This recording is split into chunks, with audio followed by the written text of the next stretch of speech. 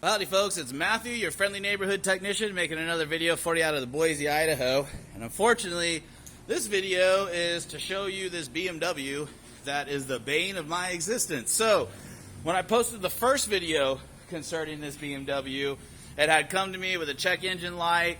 It also had an AC system that was not working. So we went in and we decided that we did need to replace the compressor. Along with that though, we also went ahead and replace the condenser at no extra charge to the customer. We also, while we were in there, replaced the drive belt for them, which again was not part of the deal, but it was something extra that I threw in.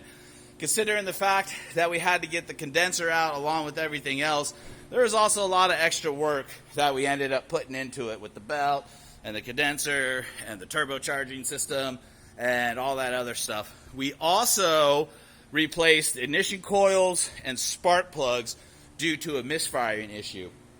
So we got all of that done. We got everything working, and my technician over there, Isaac, say hi, Isaac. My technician over there, Isaac, he's my test driver. He takes it for a test drive. Now, because we had check engine lights on and because it was misfiring and had some issues like that, we went ahead and did an extensive 60-mile test drive.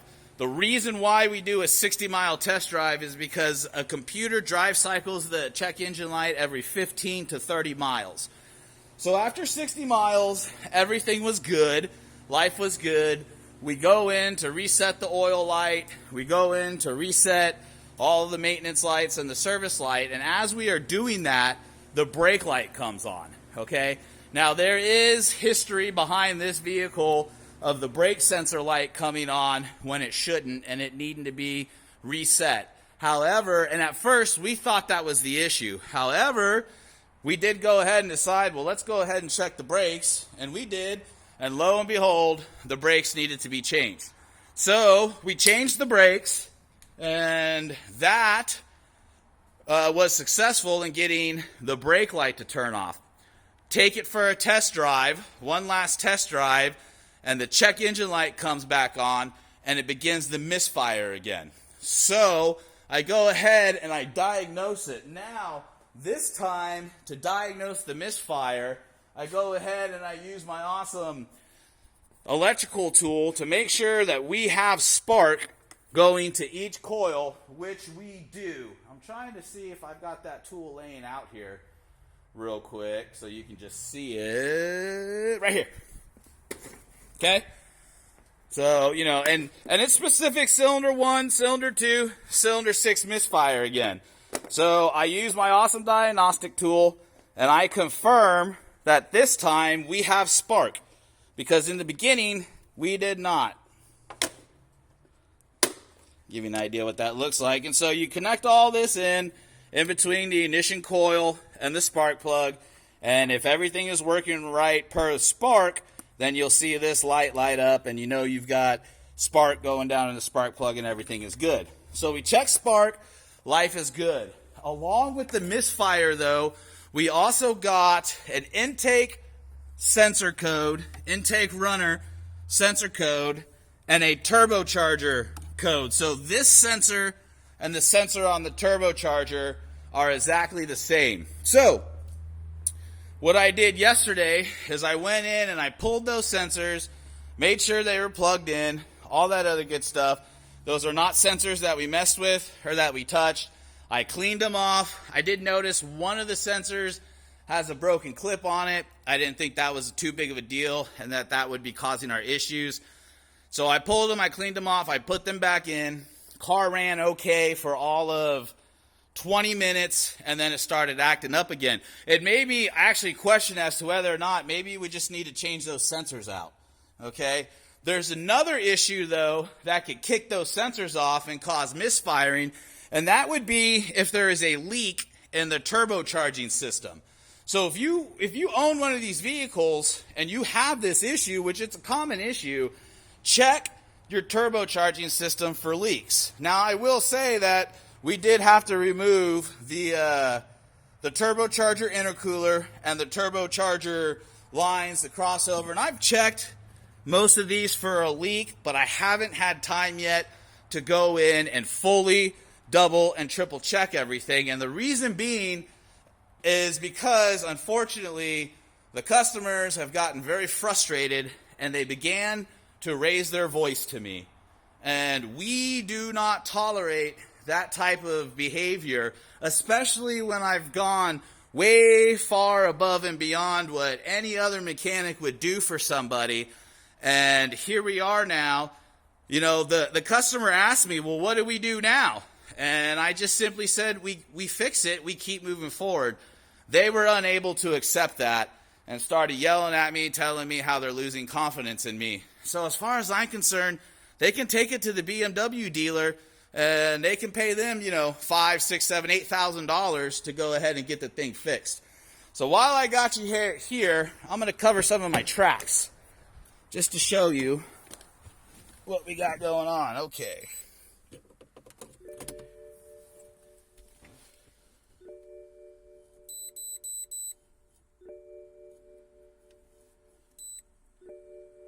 Oh, engine coolant temperature signal stuck high. That's actually new. Oh, look at that. Now all we have is engine coolant temperature signal stuck high. That's all that's in there. Okay, so that's a completely different sensor than what we were messing with again. Now let's go into the actual BMW computer and let's see what the factory codes come up with.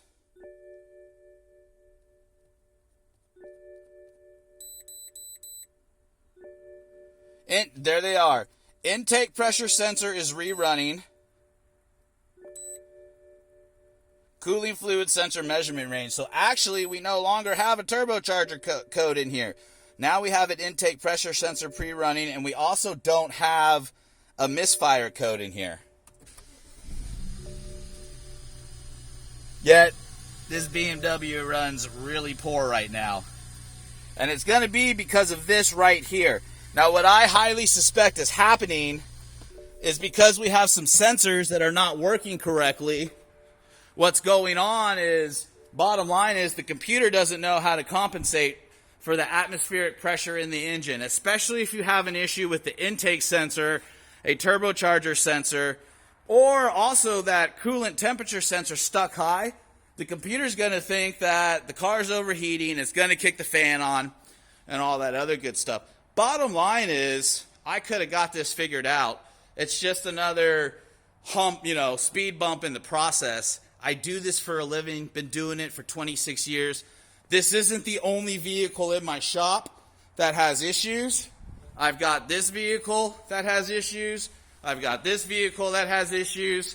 I have this vehicle that has issues. I have this vehicle that has issues. I have this vehicle that has issues. And I'm just going to point something out.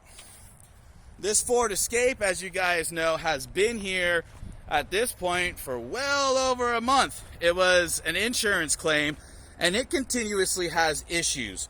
You know what the difference in these customers who are getting their vehicle fixed, getting everything figured out on it, and will end up with a good running vehicle? The difference is even though it has been frustrating and it has been a little bit stressful, they have not raised their voice at me and begun to yell at me.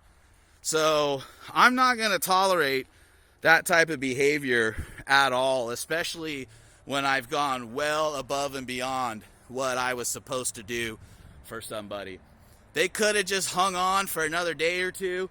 We probably would have gotten it figured out, but unfortunately, I think it's time to fire this customer. So there you go, folks. Welcome to the life of auto mechanics. My channel is raw. My channel is real. We don't always win them. Sometimes we lose them.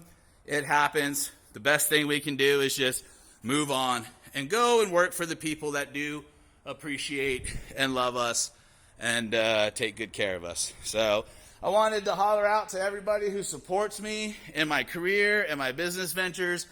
I know this isn't the first time I've been into it with somebody and it just irked me real bad, and I posted it, and you guys have always been awesome about stepping up to the plate, sharing your experiences as mechanics with me, and uplifting me. So I just wanted to thank you all for that. Okay, guys, well, if you come across this video and you do have questions concerning your BMW or any of your cars or projects, shoot them to us in the comments. Myself or somebody else will get back to you. That's one thing that I really love about this community that we've created here is if I don't get back to you, there's actually enough subscribers now that somebody will definitely answer your question. I've been noticing that, and I just wanted to say I appreciate you guys for that.